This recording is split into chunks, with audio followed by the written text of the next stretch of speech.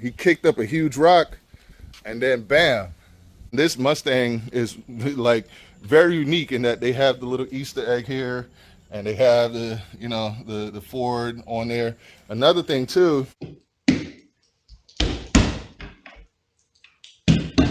Yeah, there's love, there's hate, lies and games, faith.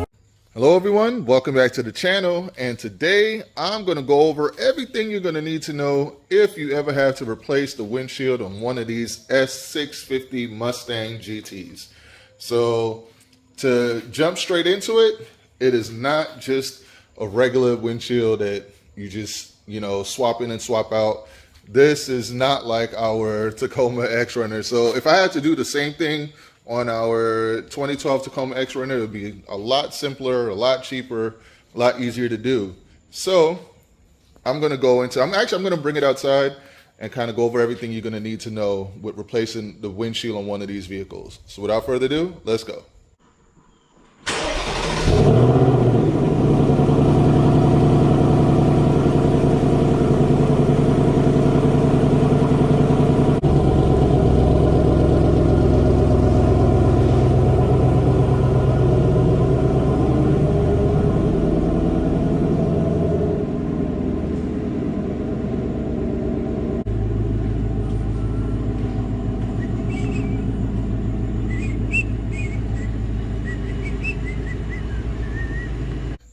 All right, so if you guys remember from a couple episodes ago, I had like a huge crack on the windshield of my 2024 Ford Mustang GT, all right?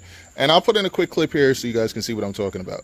Yeah, I can't believe this, y'all. So you guys remember when I had the Type R and I had like something hit the glass and I was so mad, had to switch out the windshield. Same thing happened again in the Mustang. And look what happened to me with. It's true. A van was up, like right in front, kicked up a rock. And then bam. And it happened just as I was telling him how much I enjoyed driving the Mustang. So so I think I need to stop complimenting my cars, because as soon as I do that, God is like, oh, you like this? Boom. He kicked up a huge rock, and then bam, caused that right there.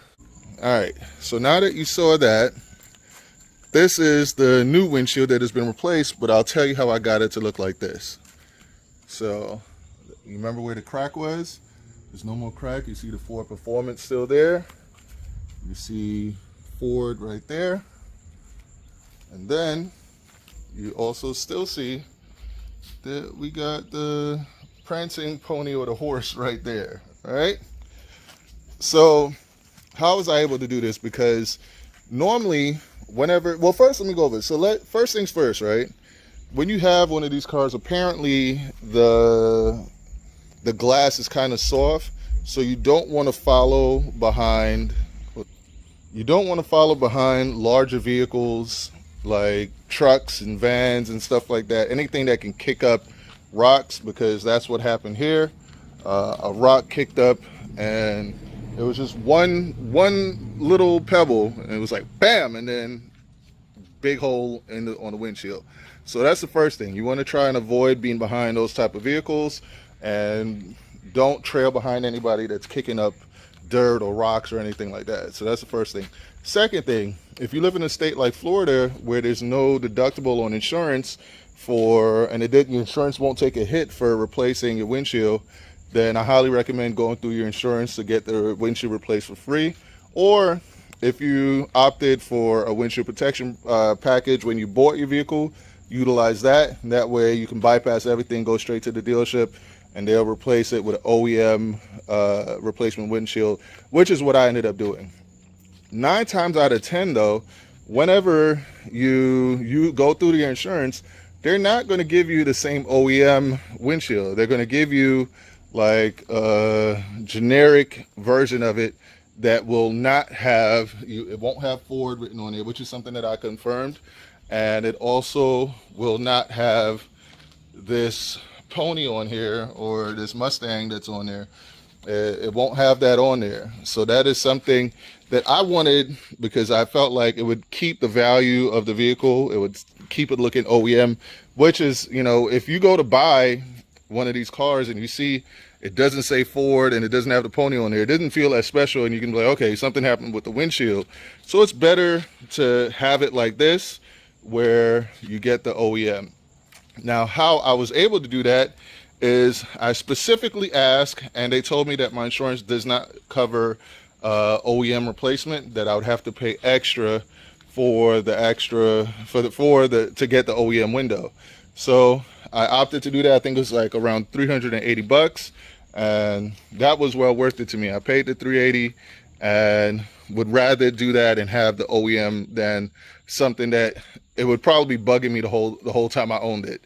So I decided to go ahead and do that, and you can see, like, it looks like nothing ever happened. Now, another thing to keep in mind is that you can also opt to take in your vehicle to like a safe light location or to the window replacement location, or you can go ahead and schedule, especially with safe light, you can schedule for them to come to your home and do it.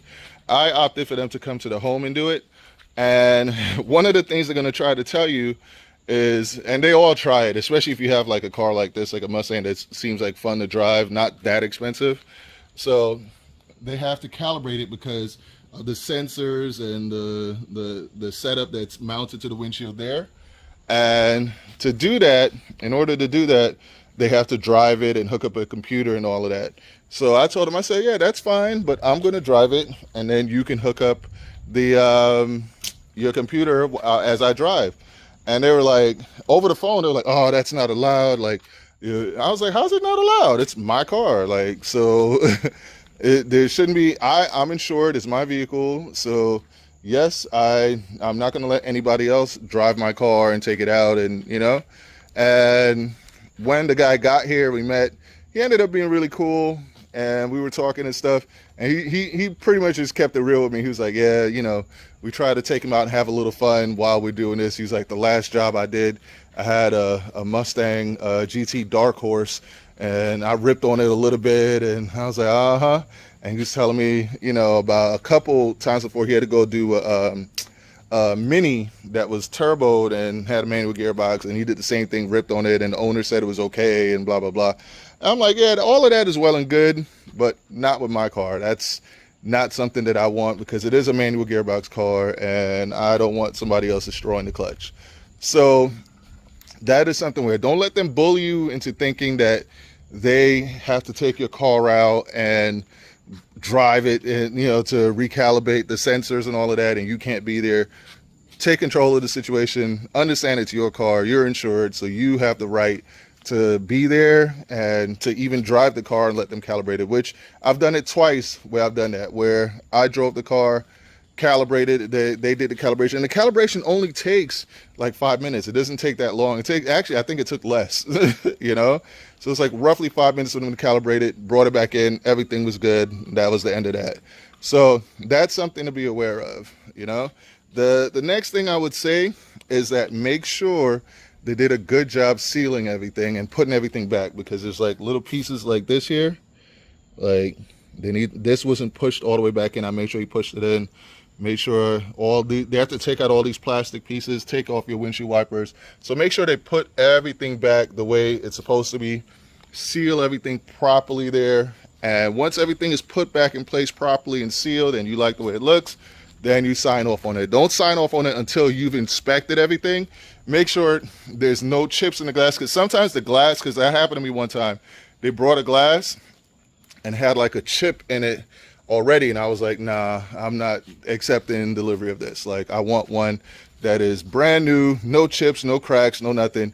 So do your due diligence, make sure everything is the way you want it, and then from there, once you're happy with it, then you can sign off with it, and then they leave, and then you're good to go. And from what I know, you're allowed to do 2 of these per year on a particular vehicle. So let's say the same thing happened again. I can do it one more time in the year 2025 for this vehicle, and then I have 2 times to do it also on our Mazda CX-90 as well as our Tacoma X-Runner. So that's something. So it's good to know your rights, know what you know, you're able to do with your vehicle when it comes to replacing the windshield, because that's a very important thing as you're driving. You know, you want to be able to see everything clearly, and you don't want any cracks, because one of the worst things is to be driving and have this whole thing, you know, fly in your face and glass splattered everywhere or whatever. You don't want that, you know. And then, like I said, for resale value, you want to keep like that OEM windshield. And this Mustang is like very unique in that they have the little Easter egg here, and they have the, you know, the Ford on there. Another thing too, like if you ever have to do your rear windshield, definitely get the OEM one, because as you can see on the, it has all the generations of Mustangs right there. So you definitely want to have the OEM one for your rear windshield as well, which normally is not covered under insurance. I think it's only front, but you know, you can get it covered through your dealership through a protection package. So that's something to be aware of as well. But yeah, that's pretty much it for the things that you would need to know on replacing the windshield on your S650 Mustang GT. Other thing too, so once it's done, wait at least 5 days before driving, taking it to the track or anything, doing anything that's too aggressive that would put strain on the adhesive. Don't wash it or anything. Give it at least 5 days. And if you're living in a warm climate, let it stay out in the sun a little bit in heat, and you know, and then, you know, bring it into your garage if you can, or just let it cool down afterwards so it's not hot all the time. But that's other things that you need to know. You just want to make sure that it sets properly and that it's not gonna, you're not gonna hit the brakes and your windshield is gonna go flying off. Basically, you don't want that to happen.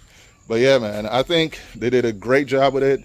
Looks just like it did brand new, and I'm happy with it. I'm happy with the job that they did. I'm happy with the way it looks now. I'm happy with the way it feels. Oh, another thing too, so whenever they replace these, they normally take like this cover and they put it over your seats here, right?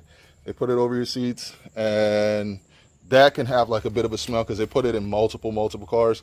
So I recommend you clean down your seats. Like I have a cleaning solution that I use and a rag, and I wipe it and clean it all off and make sure everything, and I clean anywhere they may have touched and stuff, and make sure it's back to looking and smelling new and everything is nice. So that's another thing. And yeah, man, that's pretty much it, man. Shout out to everybody to rock with us. Shout out to Race Car 21. I know you're into the Mustang content. Shout out to Cutie Chaotic, Blueprint 1 Elite, 100 Grand Nate, Moose 2X, Kappa for Life, Will Motivation, Fast Life, Speed Demon, all you guys, man. Shout out to all you guys. Shout out to Dr. Robert. I appreciate all you guys. I appreciate you guys like rocking with us as we're getting closer to 10,000 subscribers. Also, shout out to you guys that's been buying a lot of the merch lately. I appreciate it, man. Like I see a couple of you been ordering hats, and that's pretty awesome. So yeah, if you guys want to see our merch, go to racecarfriends.com. Feel free to rock it with pride, and show that you support the channel. And yeah, man, that's it for this one. Hope you guys enjoyed this one. Race Car Friends out.